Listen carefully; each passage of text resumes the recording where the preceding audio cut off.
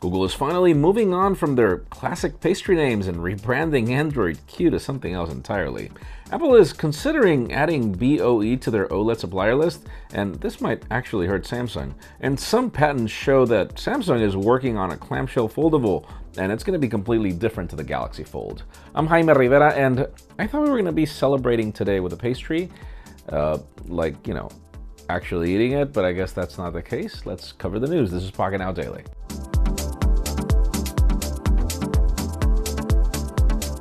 The official news today begin with deals, not with the most popular product, but I know that there are some of you out there that are actually interested in the Mac Mini. As it turns out, the current entry-level 2018 3.6 GHz 8 gigs of RAM and 128 gigs of SSD variant is available for $699, which is pretty much a discount of $100 when you compare it to every other retailer. There are also some deals on B&H, not as substantial as the one that you can find on Amazon. You can learn more about them in the description.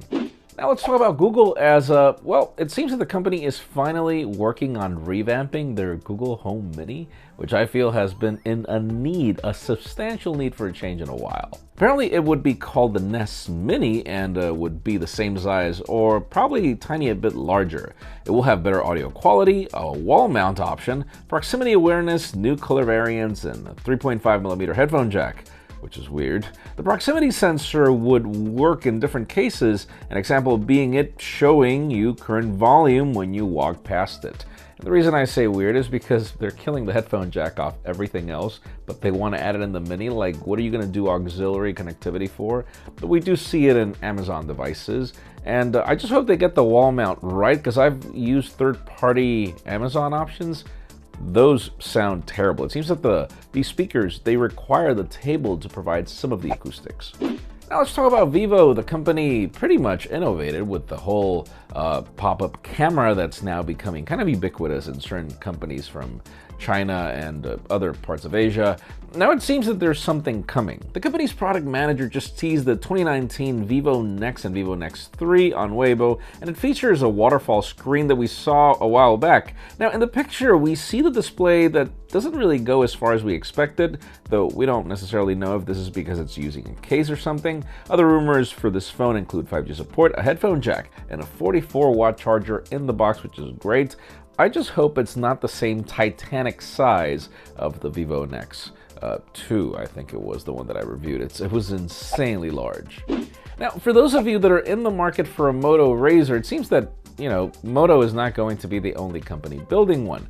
Xiaomi is going to do so, but, we'll see. The thing is, even though the Galaxy Fold is not out yet, we get a new patent for the Samsung foldable device that would compete with the Moto Razr, and, this follows a report from Samsung's R&D department about a 6.2-inch clamshell foldable a while back, but this patent is for a 6.7-inch display. It would also have an external display for notifications, and I also hope that it has a launch date, as we're expecting for the Galaxy Fold, which I've totally forgotten about ever since the Note launched.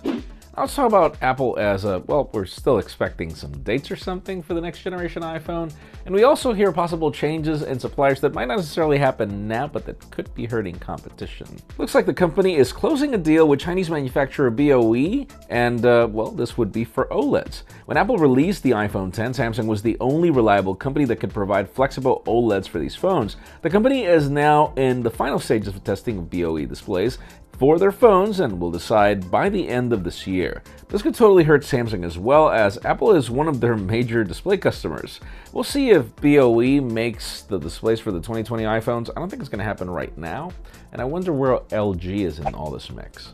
And finally, the hottest news today was completely unexpected. I sort of knew that there was going to be an announcement of the pastry name for the next generation of Android, but it turns out that it's not a pastry name. The company is finally moving on from this whole mentality and renaming Android Q simply Android 10. The company also made some adjustments to the robot logo and the font, which is now simply black and with a cleaner option of fonts.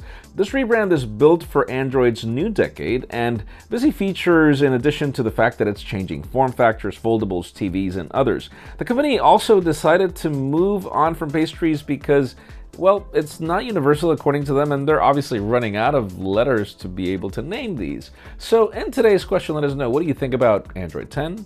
And what do you think about the rebrand? Because in my case, it's funny. OS 10, which Apple moved away from. It's now Mac OS. And then it came to Windows 10, and now we've got Android 10. I mean, really? Like, we can't come up with something a little more original? I feel that. I do not like the black text with a green logo. I feel that it contrasts not necessarily the best with a white background, but that's just me. I would love to know what you think in the comments down below, and if there are some web designers, I would even love to know more about your opinion when it comes to this. Friends, again, if you want to get the news earlier, follow us on PaqueNow.com and subscribe to our channels English and Spanish for more videos like this one. Also, follow us on social media as our extended coverage happens on Instagram, and follow me on my personal handles to see as I test these phones. Please give this video a thumbs up if you like what you saw. I'm Jaime Rivera. Thanks so much for watching. We'll see you tomorrow.